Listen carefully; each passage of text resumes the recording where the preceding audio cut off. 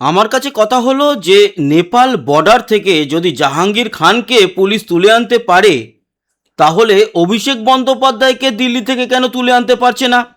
গতকাল ছিল আলটিমেটাম বিকেল 5টা পর্যন্ত। আজ হচ্ছে, যখন ভিডিওটা আপনারা দেখছেন তখন হয়তো 11 তারিখ পড়ে গেছে। গতকাল বলা ভুল, গত পরশু 9ই জুন 2026 বিকেল 5টা পর্যন্ত সিআইডির আলটিমেটাম ছিল। তারপরেও তাকে তোলা হয়নি। তার কারণ তিনি দিল্লিতে ছিলেন। তিনি ফিনি গোষ্ঠীর পিণ্ডি বাদ দিন, ওই অভিষেক বন্দ্যোপাধ্যায় দিল্লিতে ছিল, ফেরেনি। আজকে দিল্লি এয়ারপোর্টে আসার পরেও মমতা বন্দ্যোপাধ্যায় ফিরে এসছে কলকাতায়, কিন্তু সাহস পায়নি দিল্লি থেকে কলকাতায় আসার। কেন? তার কারণ কলকাতায় এলেই সিআইডি অ্যারেস্ট করবে। আদালত তো রক্ষা কবচ দেয়নি। আজকে তো শুনানি হয়নি, শুনানি হবে গিয়ে বৃহস্পতিবার, মানে 11 তারিখ। তার আগে কলকাতায় প্রবেশ করলে যদি অ্যারেস্ট করে নেয়, এত ভয়। আর এটাও বলছি, সিআইডির এই ক্ষমতা নেই যে আপনাদের আলটিমেটাম পেরিয়ে যাওয়ার পরে দিল্লি থেকে অ্যারেস্ট করে নিয়ে আসবেন। এমপি তো কি হয়েছে, কি হয়েছে? অন্যায় করেছে। আপনাদের সামনে সব থেকে বড় প্রমাণ, বিধানসভায় যে বিধায়করা সই করেছে তাদের বিধানসভার বিরোধী দল নেতাকে চুজ করার জন্য, সেখানে জালিয়াতি করেছে এবং সেখানে প্রমাণ পাওয়া গিয়েছে যে এই অভিষেক বন্দ্যোপাধ্যায় সেই জালিয়াতি, সই জালিয়াতি কেসে যুক্ত।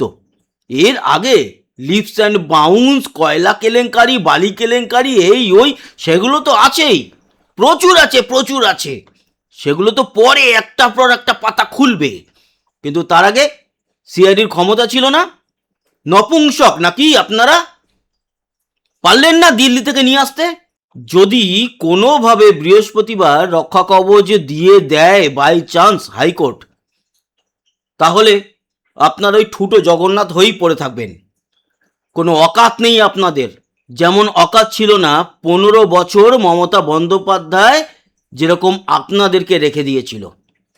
আপনারা নিজেরা যে মাইনেটা পান, সাধারণ মানুষের ট্যাক্সের টাকায় যে মাইনেটা হয়, এই পশ্চিমবঙ্গে গত 15 বছরে এমন একটা কাজ করে দেখাতে পেরেছেন যেখানে নিজে যে পেটের ভাতটা অর্জন করেছেন সেই ভাতটুকুর দাম দিতে পেরেছেন? এমন কোনো কাজ বা অবদান আপনারা রাখেননি, শুধু জনগণের টাকা ধ্বংস করেছেন। হ্যাঁ, সিআইডি ডিপার্টমেন্ট জনগণের টাকা ধ্বংস করেছেন। এই জনগণের টাকা এবার একটু কাজের মাধ্যমে ফেরত দিন স্যার, বা যেই সমস্ত মহিলারা রয়েছেন, অফিসার এবং লেডি অফিসাররা, একটু জনগণকে উসুল করে দিন। এটা আপনাদের দায়িত্ব।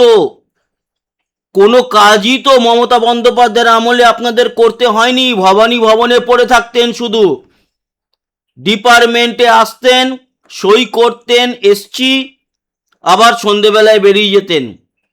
কোনো দায়িত্ব তো আপনাদের দেয়নি। এবার একটু কাজের সুযোগ পেয়েছেন, একটু কাজটা করে দেখান। যান না দিল্লিতে গিয়ে অ্যারেস্ট করে নিয়ে আসুন। আপনাদের আলটিমেটামটাও তো পার করে দিয়েছে, তারপরেও চুপচাপ কেন বসে আছেন? যান আজকে রাত্রে ফ্লাইটে করে, গভর্নমেন্ট টাকা দেবে, আমাদের পয়সাই আপনারা যাবেন, গিয়ে তুলে নিয়ে আসুন, তুলে নিয়ে আসুন। দিল্লি ভারতবর্ষের বাইরে নয়। অকাতটা দেখান যে সিআইডির একটা অকাত আছে। ভারতবর্ষে সিআইডির একটা সিরিয়াল হতো, প্রচুর মানুষের জনপ্রিয়তা ছিল সেই সিরিয়ালের প্রতি। সেখানে প্রচুর কেস আমরা দেখেছি দিনের পর দিন সলভ হতো। কিন্তু লাস্ট 15-20 বছরে আমরা সিআইডির কোনো সলভনেস দেখতে পাইনি আমাদের পশ্চিমবঙ্গে। আপনারাই বলুন না, যারা সিআইডির, যদি কেউ, কোনো মানুষ, একটা পার্সেন্ট অবধি এই ভিডিওটা দেখেন, একটা কমেন্ট বক্সে লিখুন যে এই কেসটা আমরা সলভ করেছি। আমি হ্যাটস অফ জানাবো যে বাহ, ভেরি গুড। এই সিচুয়েশনের মধ্যেও আপনারা একটা কিছু করে দেখিয়েছেন, কিন্তু করতে পারেননি। আপনারা বলবেন আমরা তো অ্যারেস্ট করেছিলাম ওই যে লাস্টে যে এই ঝামেলাটা হয়েছিল ভোটের আগে আগে, সে তো মমতা বন্দ্যোপাধ্যায়ই করিয়েছিল এবং আপনাদের দিয়ে অ্যারেস্ট করিয়েছিল, তো ঘরোয়া ব্যাপার। সাধারণ মানুষের জন্য কি করেছেন আপনারা? সাধারণ মানুষের জন্য আপনারা আছেন, সাধারণ মানুষের জন্য আপনাদেরকে রাখা হয়েছে। আপনারা কোন কাজটা করেছেন অফিসিয়ালি একটা দেখান। অফিসিয়ালি কিচ্ছু করেননি, কিন্তু এবার সাধারণ মানুষের জন্য আপনারা যান। আপনাদের আলটিমেটাম তো পার করে দিয়েছে। এরপর যদি অন্য কোনো মানুষকে এই ধরনের আলটিমেটাম দেওয়া হয়, সে যদি পার করে, সে যদি অন্ধ্রপ্রদেশে বসে থাকে, তারপরে মুম্বাইতে বসে থাকে, তার মানে আপনারা অ্যারেস্ট করতে যাবেন না তাকে। আপনাদের অকাত নেই, সেটাই প্রমাণ করছেন। আর যদি অকাত থাকে তাহলে যান, আজকে রাতেই গিয়ে দিল্লি থেকে অ্যারেস্ট করে নিয়ে আসুন। আদালত কখন রক্ষা কবচ দেবে সেটা তো পরের ব্যাপার। আদালত তো আজকে সারাটা দিনে আপনাদের ছেড়ে রেখে দিয়েছিল, কেন যাননি? সে তো ভয়ের চোটে, আপনাদের ভয়ের চোটেই তো কলকাতায় আসেনি, ফেরেনি। মমতা বন্দ্যোপাধ্যায় চলে এসছে, অভিষেক বন্দ্যোপাধ্যায় আসেনি। তারপরেও আপনারা কেন এরকম বসে আছেন? গিয়ে অ্যারেস্টটা করুন, নিয়ে আসুন টেনে, জিজ্ঞাসাবাদ করুন। এগুলো করলে অন্তত পক্ষে আপনাদের সম্মানটা বাঁচবে। আপনারা অনেক বছর কোনো কাজ না করে সাধারণ জনগণের পয়সায় খেয়েছেন, দিয়েছেন, নিজের ফ্যামিলি চালিয়েছেন, ভেরি গুড, কোনো অসুবিধা নেই। আপনারা নিজেদের ক্ষমতায় ওই জায়গায় পৌঁছেছিলেন, কিন্তু আপনাদের যে ক্ষমতা, সেই ক্ষমতাকে তো কখনো ব্যবহারই করা হয়নি। এখন যখন ব্যবহার করা হচ্ছে, তখন আপনারা কেন যাচ্ছেন না? কেন আপনারা নিজেদের কাজ করছেন না? কারণ হচ্ছে আপনাদের চর্বি হয়ে গেছে শরীরে।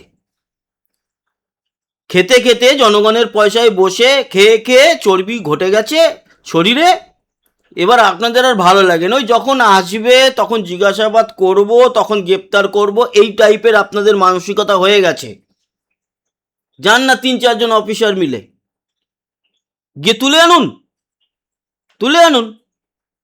যে সিআইডি যে আলটিমেটাম দিয়েছিল সেটা পার করে গেছে, তাই আমি এই মানুষটিকে গ্রেপ্তার করতে বাধ্য হলাম সিআইডির তরফ থেকে। করে দেখান না, আপনাদের তো বারণ করেনি কেউ।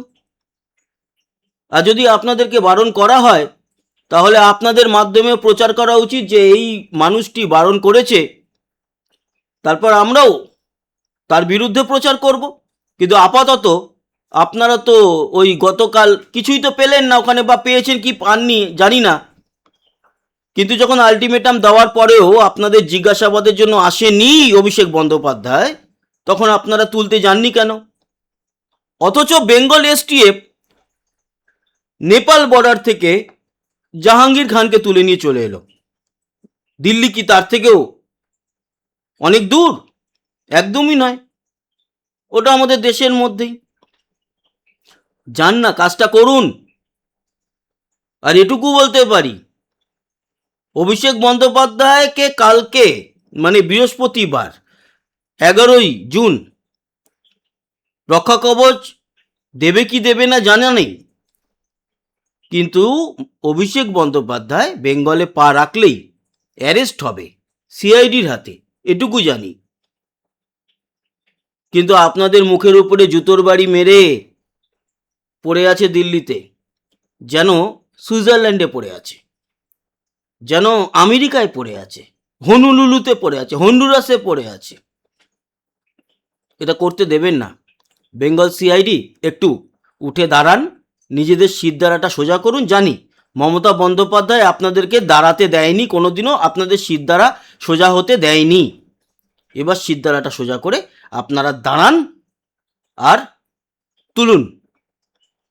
আমরা আছি সাধারণ মানুষ সাপোর্টে, হই হই করে আপনাদের সাপোর্ট করব। কাজটা করুন। যদি কাল সকালবেলার মধ্যে বা কাল দুপুরের মধ্যে আপনার এই কাজটা করান, তাহলে কিন্তু হ্যাটস অফ আপনাদেরকে। ধন্যবাদ, ভালো থাকবেন, আবার দেখা হবে, ততক্ষণের মতো টাটা।